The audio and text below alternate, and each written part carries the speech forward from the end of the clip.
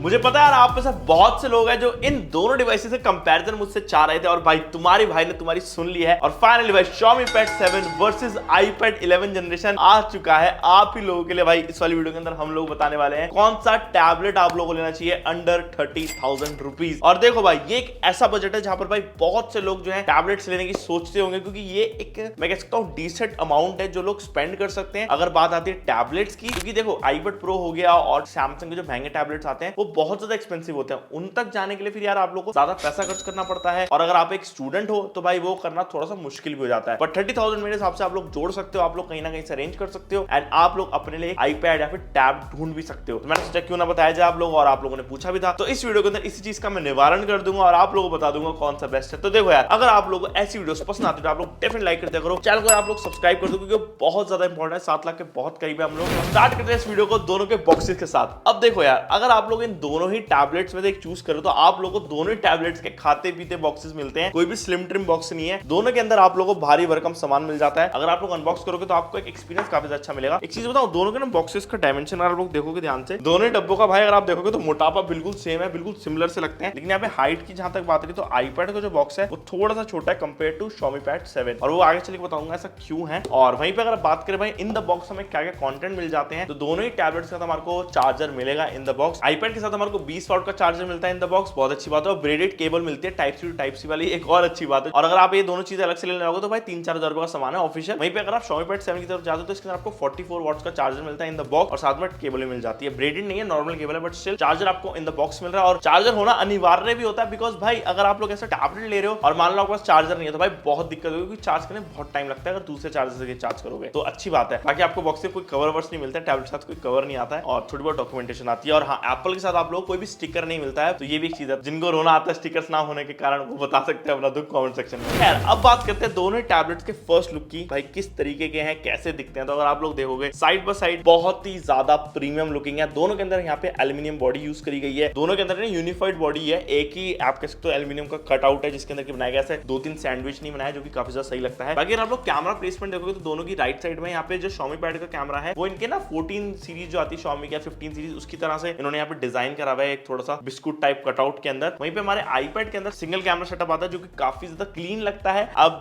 बहुत से लोग बोलेंगे यार उनको iPad का ये डिजाइन पसंद आता है बिकॉज ऑफ ये एप्पल का लोगो, और बहुत से लोग ऐसे भी होंगे जो बोलेंगे यार हमारे को Xiaomi का भी डिजाइन पसंद आया। नो डाउट ये भी अच्छा है, यहाँ पे Xiaomi को लिटिल सी ब्रांडिंग मिल जाती है, कोई ऐसे बड़ा सा लोगो नहीं है, विच इज गुड थिंग। मुझे यार ऐसे बड़े लोगोस पसंद नहीं है जब तक वो एप्पल का ना हो। खैर ये मजाक की बात साइड में, अगर आप लोग डिजाइन की वैसे देखोगे तो सिमिलर सा है, ज्यादा कुछ इसे बड़े चेंजेस नहीं करेंगे हैं। कह सकते हो Xiaomi ने काइंड ऑफ iPad को कॉपी कर रखा है यहाँ पे। अब गाली मत देना कि भाई ऐसे कैसे बोल दिया आपने, बट हाँ अगर आप देखोगे पावर बटन ऊपर की साइड में आ जाता है Xiaomi Pad के अंदर, वॉल्यूम रॉकर राइट साइड में, सेम आपको प्लेसमेंट यही वाली iPad के अंदर भी देखने मिलती है। ऊपर की साइड में पावर बटन है, साइड में वॉल्यूम रॉकर्स है। पावर बटन के अंदर हमारे को फिंगरप्रिंट स्कैनर मिलता है इस iPad के अंदर जो कि हमारे को इस हमारे Pad 7 में नहीं मिलता, तो ये एक चीज है जो आप लोगों को ध्यान रखनी है। इसके अंदर फेस अनलॉक मिलता है, कोई भी एक्स्ट्रा ऐसे फिंगरप्रिंट सेंसर या फिर फेस आईडी नहीं मिलती। सिक्योरिटी के मामले में थोड़ा सा रिलायबल हमारा ऑब्वियसली यहाँ पे iPad आता है। अभी इसी ओवरव्यू को कंटिन्यू करते हैं मैं आपको दिखाना चाहूंगा। ऊपर की साइड में पैड के अंदर हमारे को 2 स्पीकर ग्रिल देखने को मिलती है और नीचे की साइड में यहाँ पे 2 स्पीकर ग्रिल मिल जाती है विद टाइप सी पोर्ट। और अगर आप देखोगे तो साइड में हमारे को यहाँ पे मैग्नेटिक अटैचमेंट मिलती है और नीचे की साइड में यहाँ पे पोगो पिन है, यहाँ पे पीछे की साइड में देख सकते हो। तो अगर आप लोग कीबोर्ड अटैच करना चाहते हो आप लोग इससे कर पाओगे। वहीं पे हमारे को iPad में भी सेम पोगो पिन कनेक्टर मिलता है नीचे की साइड में। और अगर आप लोग ऊपर देखोगे तो इसके कोई भी ऐसे मैग्नेटिकली अटैच करने के लिए पेंसिल का सपोर्ट नहीं है, तो इसके अंदर आप लोगों को कुछ ऐसे अटैच करना है तो आप लोग नहीं कर पाओगे। इवन तो इसमें एप्पल पेंसिल का सपोर्ट आता है बट वो ऐसे अटैच नहीं होगी, तो थोड़ा सा यहाँ पे बेटर मैं बोलूंगा Pad 7 निकल जाता है। अब देखो यार यहाँ पे एक चीज है जो आप लोगों को ध्यान रखनी है, जो स्पीकर ग्रिल की मैंने बात करी अभी जस्ट, इसके अंदर ग्रिल तो 4 है लेकिन इसके अंदर जो स्पीकर्स हैं इंटरनली वो हमारे को 4 देखने को मिलते हैं जो कि काफी ज्यादा लाउड साउंड प्रोड्यूस करते हैं। वहीं पे iPad के अंदर हमारे को स्पीकर ग्रिल्स तो 4 मिल रही हैं लेकिन यहाँ पे जो अंदर स्पीकर्स डले हैं वो सिर्फ 2 ही हैं, तो इस वजह से जो ओवरऑल डेप्थ है साउंड के अंदर वो बहुत ज्यादा बेटर आती है हमारे Pad के अंदर। तो ये एक चीज है जो आप लोगों को पता चलेगी और जब आप लोग कंटेंट वॉचिंग करोगे तो आपको फील होगा। तो ये एक थोड़ा सा फिजिकल ओवरव्यू में मैंने बता दिया, खैर आगे चल के बताना था लेकिन मैंने अभी बोल दिया। अब देखो दोनों ही टैबलेट्स के अंदर आपको कोई भी ऐसे IP रेटिंग नहीं मिलती है, तो ऑब्वियसली आप लोग इनके साथ स्विमिंग तो नहीं करोगे, ना ही इनको पानी में गिराओ, गिराना मत भाई, ऐसे पता चले आपने बोला लो भाई गंगा स्नान कर दो, ऐसा मत करना। बचा के रखना, महंगी चीजें होती है, डिवाइस का केयर करोगे तो ना आगे चल के आपको प्रोटेक्ट करेंगे। अब देखो यहाँ पे सबसे ज्यादा इंपॉर्टेंट चीज होती है डिस्प्ले, वो कैसी परफॉर्मेंस देती है। तो दोनों की डिस्प्ले के बारे में बताना चाहूंगा, थोड़ा सा एक अलग सा टॉपिक लगेगा आप लोगों को ये कि ऐसा क्यों हुआ, लेकिन बताता हूँ। अब देखो यहाँ पे अगर बात करें सबसे पहले iPad की, तो इसके अंदर 11 इंच का एक पैनल देखने को मिलता है, एक IPS LCD पैनल ही है, 500 निट्स की पीक ब्राइटनेस सपोर्ट करता है। बेजल साइज अगर देखोगे तो ठीक है, ज्यादा ऐसे बड़ा नहीं लगेगा आप लोगों को, अराउंड आपको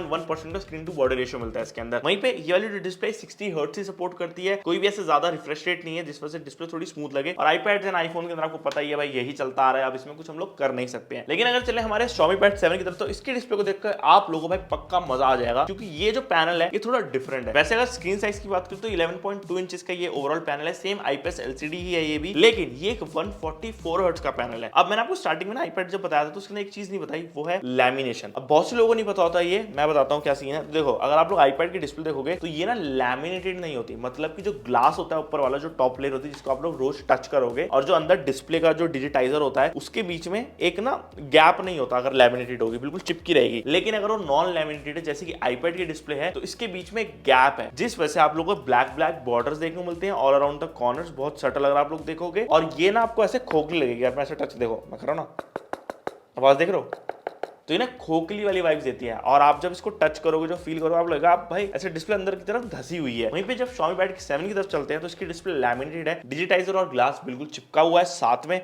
फील करोगे खोखला वाली फील नहीं आती इसके अंदर, और डिस्प्ले की जो क्वालिटी है वो भी बरकरार रहती है। इससे ओवरऑल जो कंट्रास्ट रेशियो है वो भी बहुत ज्यादा बढ़ जाता है। अब एक बहुत ही ज्यादा बड़ा एक आप कह सकते हो डिफरेंस ये भी है कि हमारे Xiaomi Pad 7 के अंदर हमारे को 2K डिस्प्ले मिलती है, आईपैड के अंदर हमारे को फुल HD डिस्प्ले ही मिलती है, फुल HD प्लस कह सकते हैं। और यहाँ पे इसके साथ ही आपको पिक्सल के अंदर ना फर्क मिलता है। जो हमारा आईपैड इसके अंदर 264 ppi है और जो Pad 7 है उसके अंदर 344 ppi है, तो अच्छे खासे पिक्सल्स का फर्क है, जिस वजह से आप लोग जब दोनों डिस्प्लेस को देखोगे तो आपको Pad 7 की डिस्प्ले पसंद आएगी। अब देखो दोनों ही डिस्प्ले ना रिफ्लेक्टिव बहुत है, तो आप लोग आउटडोर यूज करते हो तो आप लोगों को थोड़ी सी दिक्कत होगी। और आईपैड की डिस्प्ले तो खासकर आउटडोर भाई दिखती ही नहीं है, बहुत ही रिफ्लेक्ट करती है। तो आपको रिकमेंड करूंगा एक मैट स्क्रीन प्रोटेक्टर अप्लाई कर लेना, उसके बाद थोड़ा सा आप लोगों को कंट्रास्ट रेशियो सब में दिक्कत आएगी। बट अगर आप लोग ज्यादा ट्रैवल करते हो आउटडोर तो मैं आपको रिकमेंड करता हूँ दोनों में लगवा लेना। बाकी एक चीज और अच्छी है Xiaomi Pad के साथ, इसके साथ आपको एक नैनो टेक्सचर वाला ऑप्शन मिलता है। अगर आप लोग एक हायर वेरिएंट लेते हो तो आप लोग उसकी डिस्प्ले नॉन टेक्सचर वाली ले सकते हो, तो वो एक अच्छा ऑप्शन है। आप लोगों को रिफ्लेक्टिव एनवायरमेंट आप लोगों के घर में है या बाहर जाते हो तो वो एक ऑप्ट कर सकते हो। पीछे थोड़ा सा हमने डब्बे रख लिए। एक चीज मैं बताना चाहूंगा, अभी हम लोग डिस्प्ले की बात कर रहे हैं तो ब्राइटनेस एक बहुत ही ज्यादा इंपॉर्टेंट टॉपिक होता है। 500 निट्स की ब्राइटनेस हमारे को आईपैड में मिलती है, Pad 7 के अंदर 800 निट्स की पीक ब्राइटनेस है, तो ऑब्वियसली यहाँ पे बेटर है। अब देखो मैंने ना दोनों के अंदर ना कंटेंट वॉचिंग करा, मेरे को था भाई कहीं ना कहीं जीतेगा आईपैड, तो हो क्या रहा था कि कंटेंट वॉचिंग एक्सपीरियंस दोनों के अंदर अच्छा है, लेकिन जो Pad 7 के अंदर Xiaomi ने जो उन्होंने कलर को ऑप्टिमाइज करा है वो ज्यादा बेटर है। यहाँ पे नेटफ्लिक्स के अंदर भी ना आप लोग को डॉल्बी विजन का सपोर्ट मिलता है कंटेंट के अंदर Pad 7 में, जबकि हमारे नॉर्मल आईपैड में ऐसा कुछ नहीं है, आप लोग नॉर्मल कंटेंट प्ले कर सकते हो। तो अगर आप लोग कंटेंट वॉचर हो और आप लोग ऐसे पसंद करते हो चीजें देखना, आपको डिस्प्ले से ज्यादा प्यार रहता है, तो मैं आपको रिकमेंड करूंगा आप लोग भाई Xiaomi Pad 7 लो, ये आपको ज्यादा बेटर वैल्यू प्रोवाइड कर देता है और कहीं ना कहीं ये हमारे आईपैड से भी थोड़ा सस्ता ही है। और लास्टली एक चीज और है जो मैं बताना चाहूंगा Xiaomi Pad 7 की। अब बहुत से लोग बोलेंगे भाई ये तू पेड वीडियो बना रहा है, ऐसा कुछ नहीं है भाई, कोई भी ऐसी पेड वीडियो नहीं है, मैंने दोनों ही अपने पैसों से खरीदे हुए प्रोडक्ट है, किसी ब्रांड ने मेरे को पे नहीं करा है। यहाँ पे जो Xiaomi Pad 7 है उसके अंदर ना जो बेजल साइज है वो कम है कंपेयर टू आईपैड। अब ये चीज यार देखो जो है वो ऑब्वियसली आपको मेरे को बतानी पड़ेगी, नहीं तो ज्यादातर मैं आईपैड की तारीफ कर लेता हूँ, लेकिन यहाँ पे जो है भाई वो मैं आपको सच बता रहा हूँ, और आगे चल के आईपैड की भी बताऊंगा भाई कहाँ पे वो ज्यादा जीत रहा था, वो भी पता चलेगा अभी आप लोगों को। खैर मैं यही बोलूंगा ओवरऑल अगर आप लोग को लुक्स चाहिए और आपको डिस्प्ले के अंदर ज्यादा ऐसा क्वालिटी चाहिए तो आप लोग Xiaomi Pad 7 खरीदो, मस्त चीज। अब बात आती है इसके बाद हमारी परफॉर्मेंस की। देखो डिजाइन कैसा भी हो, डिस्प्ले कैसी भी हो, लेकिन परफॉर्मेंस एक ऐसा पार्ट है जिसके अंदर की एप्पल का होल्ड बहुत ज्यादा स्ट्रॉन्ग है। अब पिछले हमने इतने सालों में देखा है कि एप्पल अपने जो प्रोसेसर उनको काफी ज्यादा केपेबल बनाते ताकि आगे आने वाले 7-8 साल वो इजिली चल जाए, खिंच जाए। जबकि अगर आप लोग एंड्रॉइड साइड में देखते हो कोई भी चीज के अंदर वहां पे उनके प्रोसेसर होते हैं 2-2.5 साल आराम से चलते हैं, बढ़िया चलते हैं, उसके बाद दिक्कत आने लग जाती है, फील होता है कि यार अब पुराना हो गया है। तो क्या सीन है भाई प्रोसेसर का, कैसा रहता है? तो Xiaomi Pad 7 से स्टार्ट करूंगा। इसमें आता है Snapdragon का 7+ Gen 3 प्रोसेसर, एक अच्छा प्रोसेसर है, डिसेंट है, और अगर आप लोग Antutu चलाते हो तो 13 लाख के अराउंड आपको स्कोर्स भी आ जाते हैं, जो कि मैं बोलूंगा सफिशिएंट है अगर आप प्राइस को कंसीडर करते हो। अगर बात करें आईपैड की तो इसके अंदर जो भी इस टाइम पर चेंज हुआ है 11 जनरेशन में स्पेसिफिकली, वो इनका प्रोसेसर ही हुआ है। पहले A14 चिपसेट आता था 10 जनरेशन में, लोगों ने कंपेयर करता है Pad 7 के साथ, बट अब iPad 11 के अंदर आ चुका है A16 चिपसेट। अब A16 और ज्यादा केपेबल चिपसेट है, तो हमने Antutu निकाला तो बिल्कुल सिमिलर सा ही आ रहा है, 13 लाख के अराउंड दोनों के अंदर स्कोर। और ये चीज देख के भाई मुझे लगा शायद गेमिंग के अंदर कुछ डिफरेंस होगा, कुछ होगा, डे टू डे लाइफ के अंदर फर्क होगा, तो मोस्टली जब मैंने करा तो मेरे को फर्क नहीं पता चला। लेकिन जब आप लोग गेमिंग करते हो तो मुझे फर्क पता चला। हमने एक वैसे डेडिकेटेड वीडियो है दोनों के ही अपने सेकंड चैनल गेमिंग वाले पे डाल दिया, आप लोग जाके उसे चेकआउट कर लेना, लिंक विंक डाल दूंगा डिस्क्रिप्शन में। और अगर भूल जाओ तो भाई कमेंट सेक्शन में थोड़ा सा बता देना भाई, डाल दो यार भूल जाते हो तो। खैर यहाँ पे हमने ये देखा कि जब Pad 7 के अंदर मैं गेमिंग कर रहा था तो ना अच्छा चल रहा था, बट यहाँ पे जब कोई ऐसा मैं फाइट ले रहा हूँ किसी बंदे के साथ तो हल्का सा फ्रेम ड्रॉप हो रहा था और लैगिश फील हो रहा था। वहीं पे आईपैड के अंदर मेरे को कंसिस्टेंसी मिल रही थी और वो ज्यादा गर्म भी नहीं हो रहा था। ये भी एक बहुत बड़ा पॉइंट होता है कि आपके थर्मल्स किस तरीके से मैनेज कर रहा है डिवाइस, वो ज्यादा गर्म तो नहीं हो रहा। तो ये चीज जो है आईपैड के अंदर आपको बेटर मिल जाती है, जिससे कि आपको पता चलेगा कि अगर आप लोग लॉन्ग टर्म गेमिंग कर रहे हो, कुछ भी ऐसा लंबे समय तक कर रहे हो, तो आईपैड शांत रह के आराम से आपको स्टेबिलिटी के साथ गेमिंग करवा के देगा। लेकिन पैड के अंदर एक चीज अच्छी ये है कि बीजीएमआई के अंदर स्पेसिफिकली आपको सेटिंग ज्यादा बेटर मिलती है। अब इसमें 144 हर्ट्ज की डिस्प्ले है, उससे होता क्या है कि जो प्रोसेसर है वो भी केपेबल है, तो इन्होंने 90 FPS अनलॉक कर रखा है इसके बीजीएमआई के अंदर, जो कि हमारे को फ्रेम रेट्स भी कंसिस्टेंट देता है, बट वही फाइटिंग के दौरान भाई 75 FPS तक भी गिर जाता है। लेकिन कहीं ना कहीं आपको पैड 7 के अंदर स्मूथनेस जरूर फील होगी जब आप लोग गेमिंग करोगे। अब देखो यार, परफॉर्मेंस की हम लोग कितनी भी बातें कर लें कि भाई ये है, लेकिन एक चीज जो इस चीज को ना बॉटलनेक करती है, मतलब इसको पीछे खींचती है। परफॉर्मेंस प्रोसेसर तगड़ा डाल दो, लेकिन जो से पीछे खींचेगा वो होती है उसकी स्टोरेज। अगर आपके डिवाइस में स्टोरेज अच्छी नहीं है तो भाई आपका डिवाइस मान लो बकवास चलेगा। और एप्पल ने इस चीज को भाई छुपा के रखता है, ये बताते नहीं कि इनके डिवाइस में कौन सी स्टोरेज लगा रहे हैं। इवन आईफोन्स में भी ये लोग नहीं बताते, बस वहां पे लिखा होता है NVMe, फिर हम लोग उसे कंपेयर करते हैं, फिर पता चलता है हाँ भाई UFS 4.1 वाली स्पीड दे रहे हैं नए वाले आईफोन। तो इसके अंदर क्या सीन है बताना चाहूंगा। तो देखो, अगर आप पैड 7 को स्पेसिफिकली देखते हो तो इसका जो बेस वेरिएंट आता है 8GB 128GB वाला, उसके अंदर आपको मिलती है UFS 3.1 की स्टोरेज। अगर आप लोग बड़ा वेरिएंट लेते हो 12256GB वाला, तो उसके अंदर आपको मिलती है UFS 4.0 की स्टोरेज, लेकिन ऑब्वियसली उसका पैसा भी ज्यादा है। वहीं पे अगर आप लोग आईपैड की बात करते हो तो इसके अंदर आती है NVMe बेस्ड स्टोरेज, जैसे कि ये लोग बोलते हैं। और हमने फिर भाई चेक करा, हमने देखा, पहले मैंने एक नॉर्मल टेस्ट रन करा Antutu के अंदर स्पीड टेस्ट डिस्क वाला, तो भाई डिफरेंस पूरा डबल का था। हमारे आईपैड के अंदर आ रहा था 50,000 के अराउंड और वहीं पे पैड के अंदर अराउंड आया 1 लाख का।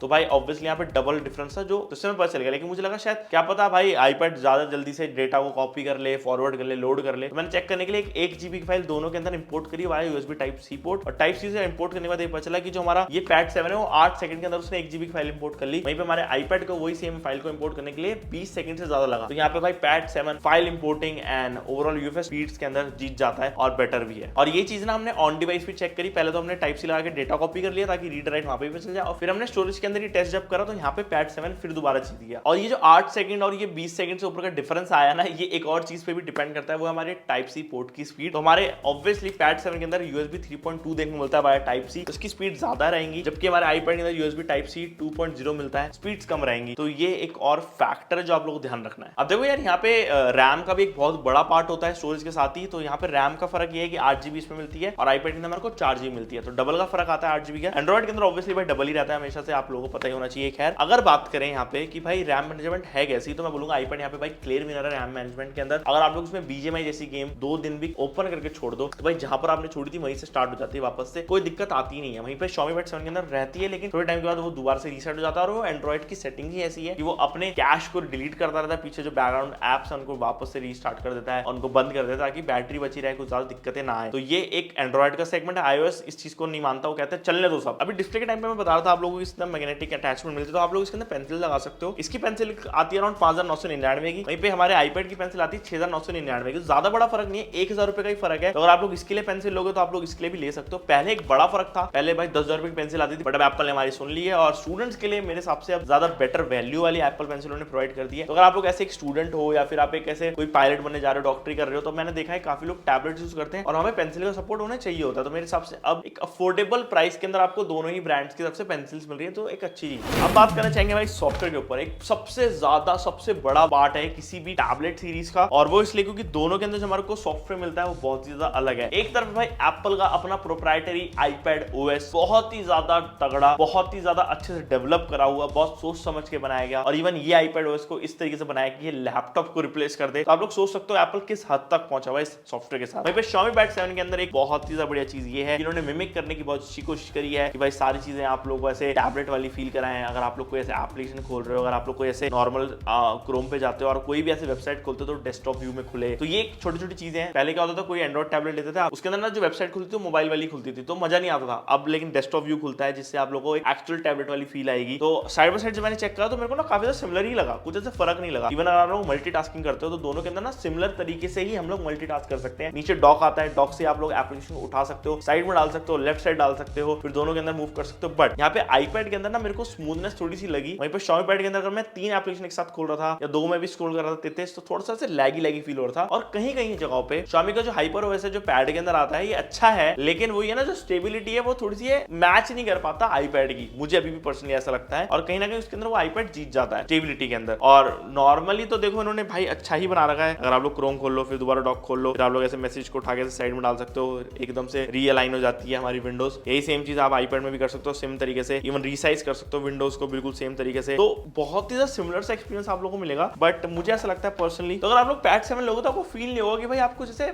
मेजर चीजें मिस कर रहे हो, तो एक अच्छी चीज है। बाकी प्रोप्राइटरी जो मैं कह सकता हूँ एप्लीकेशन हमारे आईपैड के अंदर आती है ना नोट टेकिंग की, वो ज्यादा बेटर है। यहाँ पे आप लोगों को ज्यादा अच्छे एप्लीकेशन मिल जाते हैं जो एप्पल के खुद के प्रोप्राइटर है, तो उसके अंदर आप लोग ज्यादा बेटर चीजें कर सकते हो। मैं आपको एक चीज बताना चाहूंगा, अगर आप लोग भाई ग्राफिक डिजाइनर हो तो आप लोग डायरेक्टली भाई आईपैड लेना, क्योंकि इसके अंदर आपको बढ़िया बढ़िया एप्लीकेशन मिलते हैं जो कि एप्पल की खुद की प्रोप्राइटरी है, जैसे कि भाई प्रोक्रिएट हो गया और भी काफी सारी चीजें हो गई जो एप्पल ने ना काफी अच्छे तरीके से ऑप्टिमाइज कर रही है और ज्यादा बढ़िया काम करती है। अगर आप लोग इसको पेंसिल के साथ पेयर कर लो तो इसमें आपको ज्यादा बेटर ऑप्शन मिलते हैं ग्राफिक डिजाइनिंग के। वहीं पे Xiaomi पैड के अंदर आप लोगों को चीजें ढूंढनी पड़ेंगी, वो उतने ज्यादा ऑप्शंस नहीं है। अभी देखो सॉफ्टवेयर की जब बात होती है ना, एक और मेजर इंपॉर्टेंट चीज आती है, वो है भाई लॉन्जिविटी, मतलब कितने समय तक ये ब्रांड अपने डिवाइसेस को सपोर्ट देंगी एज अ सॉफ्टवेयर के थ्रू। तो यहाँ पे Xiaomi पैड 7 के अंदर हमारे को 2 साल के मेजर अपडेट्स मिलेंगे और मतलब वो OS अपडेट्स होगा और 3 साल के सिक्योरिटी अपडेट्स मिलेंगे। जबकि भाई आईपैड आप लोग मान के चलो आपको 5 साल तक आराम से, कोई टेंशन लेने वाली बात है ही नहीं, आप इसको चलाते रहो, इसमें अपडेट्स आते रहेंगे, कोई दिक्कत आपको होगी ही नहीं। तो इस मामले में डायरेक्टली हमारा विनर भाई ये आईपैड निकल जाता है। एंड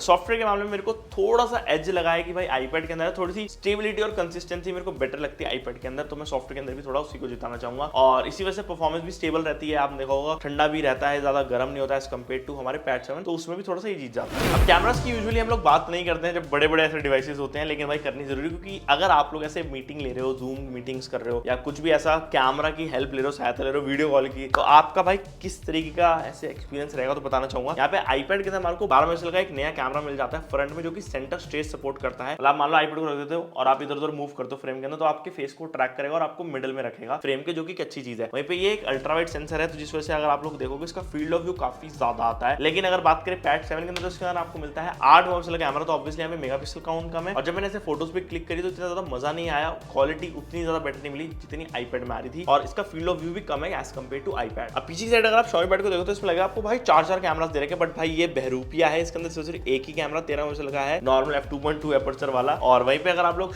हमारे आईपैड को देखो तो इसमें तो दिखता ही एक कैमरा, जो कि है 12 मेगापिक्सल का f1.8 एपर्चर वाला, तो ऑब्वियसली एपर्चर ज्यादा है यहाँ पे कैमरास का, तो लो लाइट के अंदर यहाँ पे आईपैड ज्यादा बेटर परफॉर्म कर लेता है। अदरवाइज नॉर्मल कॉल्स के लिए, नॉर्मल कुछ फोटो स्कैन करने के, डॉक्यूमेंट स्कैन करने के लिए, तो दोनों ही कैमरा सफिशिएंट है, उसमें आपको कोई प्रॉब्लम लेने वाली बात नहीं है। और एक वीडियो भी मैं बता देता हूँ, अगर आप लोग वीडियो रिकॉर्ड करते हो दोनों ही टैबलेट्स में थे, तो यहाँ पे आपको आईपैड के अंदर 4K 60 FPS का ऑप्शन मिलता है, जबकि हमारे Xiaomi पैड के अंदर आपको 4K 30 FPS का ही ऑप्शन मिलता है। तो ये एक और बेटर चीज है जो हमारे आईपैड में हो रही है। अब लास्टली बात करना चाहेंगे भाई बैटरीज की, क्या सीन है बैटरीज का। तो देखो यार, दोनों के अंदर ना आप लोगों को बैटरीज बड़ी बड़ी मिल जाती है, बड़े बड़े एमएच की है। यहाँ पे एप्पल फिर नहीं बताता, इसके अंदर उन्होंने बोल रहा है कि 28.93 वॉट आवर की बैटरी है। अगर उसे हम लोग चेक वेक करें तो अराउंड ये 7,500 mAh की बैटरी हो जाती है। Xiaomi पैड 7 हमारे को मिलती है 8,850 mAh की बैटरी, और ये वाला जो हमारा पैड है ये सपोर्ट भी करता है 45 वॉट्स की चार्जिंग, PD 3.0 भी सपोर्ट करता है, तो तेजी से चार्ज भी हो जाएगा, जबकि एप्पल आईपैड भाई 20 वॉट की चार्जिंग पे ही चलता रहेगा, तो थोड़ा सा टाइम इसको ज्यादा लगेगा चार्ज होने में। तो बैटरी बैकअप मैंने जो नोटिस करा वो यही है कि हमारे को आईपैड में थोड़ा ज्यादा मिलेगा as compare to Xiaomi pad 7, लेकिन दोनों के अंदर अच्छा मिलेगा। तो बैटरी की इतनी बड़ी दिक्कत लेने वाली बात मेरे हिसाब से है नहीं। आपको